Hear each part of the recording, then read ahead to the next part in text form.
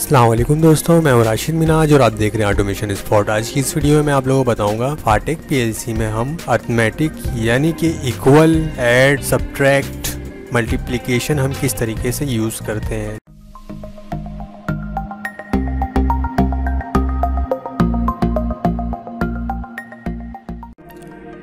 Subscribe करें automation spot को और सब्सक्राइब करने के बाद बेल आइकन को प्रेस करें।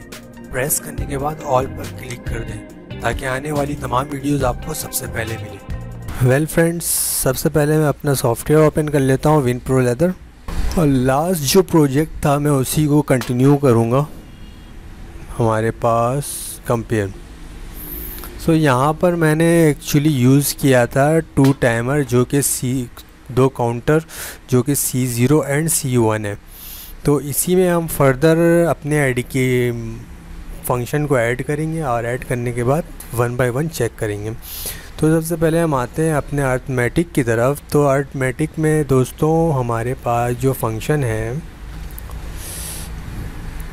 ऐड है, सब्ट्रैक्ट है, मल्टीप्लिकेशन है एंड डिवाइड है। So first of all we will check out these 4 function, then I will go for further division, 48-bit, +1, -1, sum, mean, squared, 1 by 1 I will check. It's mean that more 2 and 3 videos will come, then I will stop videos about Fatek PLC because आगे की जो videos है वो आपके advance level में चला जाएगा और उसके लिए मुझे PLC को परचेज़ करना लाजमी है, क्योंकि PLC जो था मेरे पास अब वो मौजूद नहीं है। तो वो हम ऑफलाइन सिमुलेशन में नहीं कर सकते क्योंकि इनकोडर यूज़ होगा उसमें और ट्रांजिस्टर टाइप PLC यूज़ होगा, क्योंकि हमें फर्दर अपने सर्वो ड्राइव की प्रोग्रामिंग और पल्सेस वगैरह की प्रोग्रामिंग, इन्वर्टर VFDs की कम्युनिकेशन किस तरीके से कर सकते हैं, तमाम चीज़ों को देखना है। तो इसके बाद मैं डेल्टा के अपने प्रोग्रामिंग को शुरू कर दूँगा। डेल्टा में फ़र्दर, क्योंकि डेल्टा के मेरे पास मौजूद है PLC भी और VFD भी मौजूद है और सर्वो ड्राइव भी मौजूद है, तो हम डेल्टा में स्टार्ट कर देंगे और इसका जैसे ही PLC आएगा मैं इस पर रिलेटेड वीडियोस बनाना शुरू कर दूंगा। तो सबसे पहले हम यहाँ पर ये 4 अर्थमेटिक चेक करते हैं। एडिशन, तो एडिशन में हमारे पास दोस्तों यहाँ पर जो दे रहा है SA है एंड SB है। अगर आपकी वैल्यूज़ 32 बिट के अंदर आती है तो आपने टिक नहीं लगाना, 32 बिट में आता है आपकी वैल्यू तो आपने यहाँ पर टिक लगाना है, ठीक है। तो मैं अभी फॉर्मली तौर पर 32 बिट के अंदर ही यूज़ करूँगा वैल्यूज़ को, जो कि हमारा C0 फर्स्ट काउंटर होगा and C1 second counter I think, okay. इसको मैं D0 में मूव करवा दूँगा, ठीक है। डेटा रजिस्टर में मस्ट है, हमें मूव करवाना है क्योंकि वैल्यूज़ को सेव करना है। तो वेल अब यहाँ पर हमने डेटा रजिस्टर को सेट भी करना है।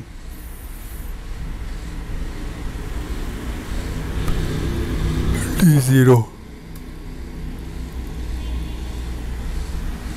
अब यहाँ पर मैं अपना PLC को सिमुलेशन मोड में लाता हूँ। लाने के बाद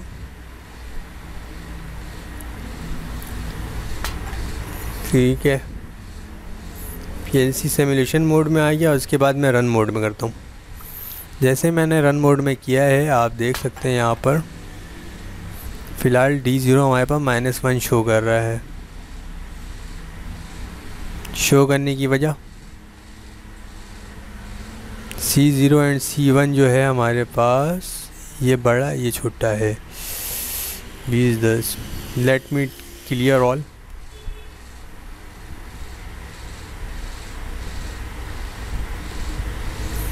ऑफ, लेट सी अब D0 की वैल्यूज़ क्या है हमारे पास। Still D0 equal to -1 Y. Further check करते हैं हम।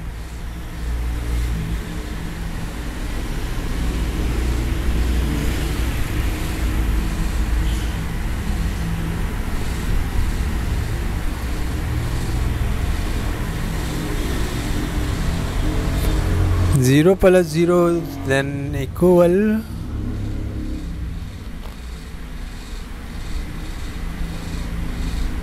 Of So I will start either here counter, jump out 5 6 off, counter should be 7 D0, but D0 still -1 showing. So let me stop and check out. So well दोस्तों, यहाँ पर मैंने जो एक mistake किया था वो यही किया था कि ये सेट की जो वैल्यू थी यहाँ पर मैंने डायरेक्ट उसको कनेक्ट कर दिया था, यहाँ पर इनपुट लिया नहीं था। तो मैंने यहाँ पर नाउ X5 को कनेक्ट कर दिया और नॉर्मली ओपन में, और कनेक्ट करने के बाद आपको देख सकते हैं कि जब मैं टाइमर X1 को ऑन करता हूँ, काउंटर 1 2 3 4 5 और then I stop it 7. So D0 equal to 7 here you can see. and further हम देखते हैं, अगर इसी को मैं यहाँ पर X2 को भी थोड़े से पल्सेस देकर काउंटर स्टार्ट करवाता हूँ और इसको ऑफ करता हूँ मैं। यहाँ पर 5 7 और 5 कितने होते हैं, 12 होते हैं फ्रेंड्स। जैसे ही मैंने यहाँ पर दोनों को सम किया है तो यहाँ पर 12 D0 में आ गया ये इक्वल। एंड अगर आप रजिस्टर को रीसेट करना चाहते तो X5 को ऑन करेंगे, देन ये आप ये देखते हैं 0 आ जाएगा, ऑफ। इसको रजिस्टर को रीसेट करने से पहले हमें ये काउंटर को भी रीसेट करना पड़ेगा ताकि 0 हो जाए हमारा फंक्शन, तमाम चीज़ जो है, ठीक है। 0 हो गया, देन हम यहाँ पर भी को रीसेट कर देंगे। जैसे ही हम वहाँ पर काउंटर को रीसेट करेंगे हमारा D0 से ही 0 हो जाएगा। जैसे ही हम इसको, ये देख सकते हैं आप,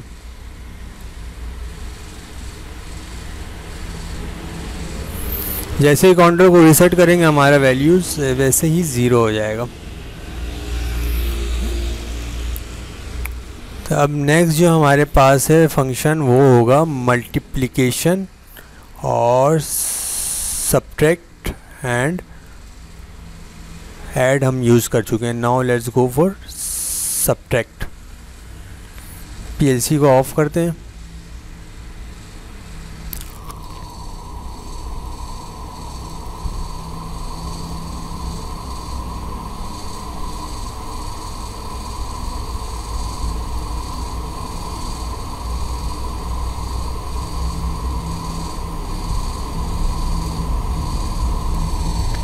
यहाँ पर फंक्शन ले लेते हैं हम अरिथमेटिक। ऐड हम यूज़ कर चुके हैं, addition subtraction same as it is friend use होगा। C0 हमारे पास फर्स्ट है एंड C1 हमारे पास as usual and D0। So okay कर लेंगे हम, सेम एज इट इज़ हम इसको रन करेंगे बिकॉज सिमुलेशन करके देखना है हमें। और सेम एज इट इज़ मैं यहाँ पर काउंटर को स्टार्ट करूँगा।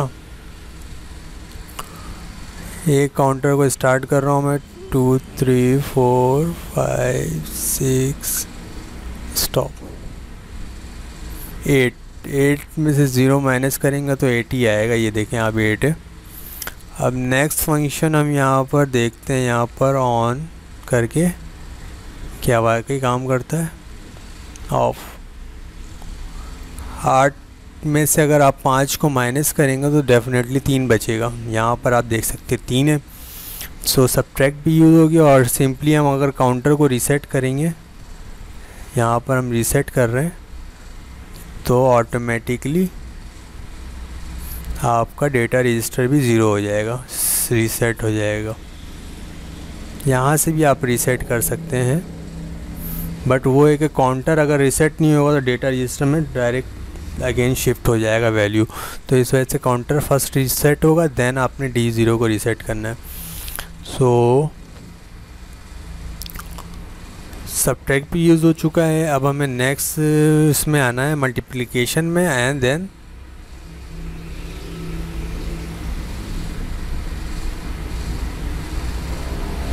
सिमुलेशन देन पीएलसी स्टॉप ही रहने दें। और ऐड और सब्ट्रैक्ट हो चुका है। अब हमारे पास जो होगा वो यूज़ करेंगे हम फंक्शन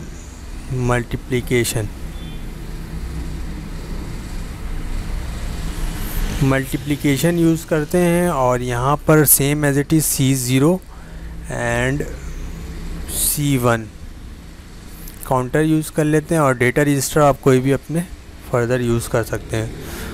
यहाँ पर ये होगा कि C0 की वैल्यू C1 में मल्टीप्लाई होते रहेगी ऑटोमेटिक। सो हम यहाँ पर PLC को रन करते हैं।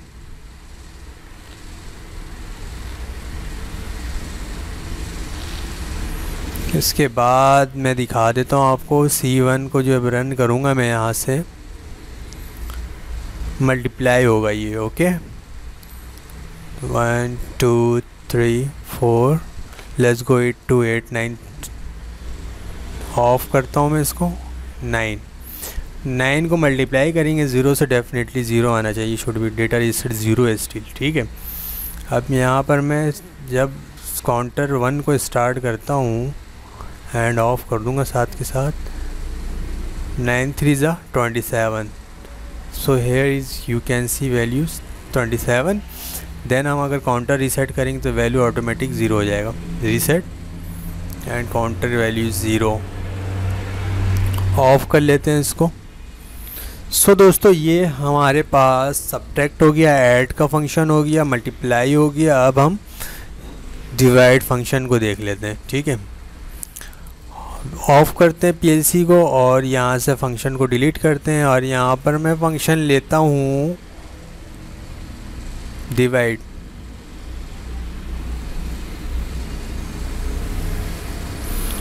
Same as it is C0 and another one C1 and another one D0।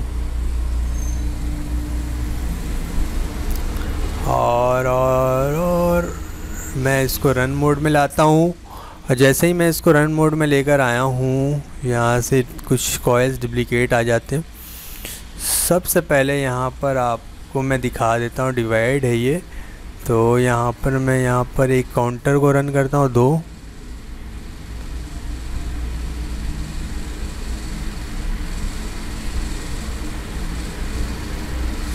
Ten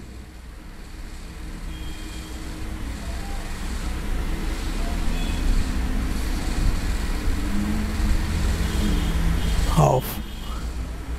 so value should be 5, यानी 10 2 5 ज़ा 10। So value should be 5 and you can see here value is 5. So ये था हमारा divide का function. जैसे ही हम इसको reset करेंगे और तमाम वैल्यू 0 हो जाएगी।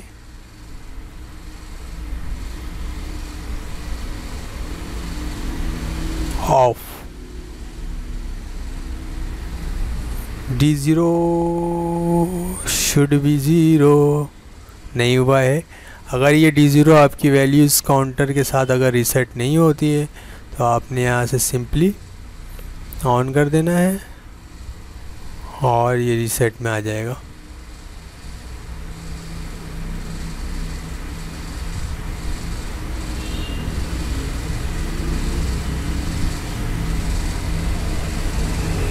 ऑफ। ओके, ये आपका रीसेट हो चुका है।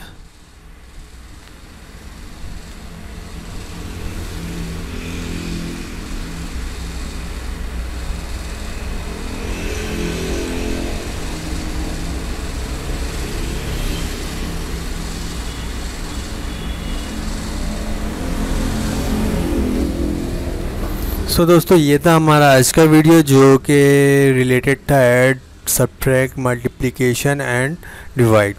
सो नेक्स्ट वीडियो में फिर मिलेंगे हम नए टॉपिक के साथ। जब तक के लिए इजाज़त दीजिए। अल्लाह हाफिज़।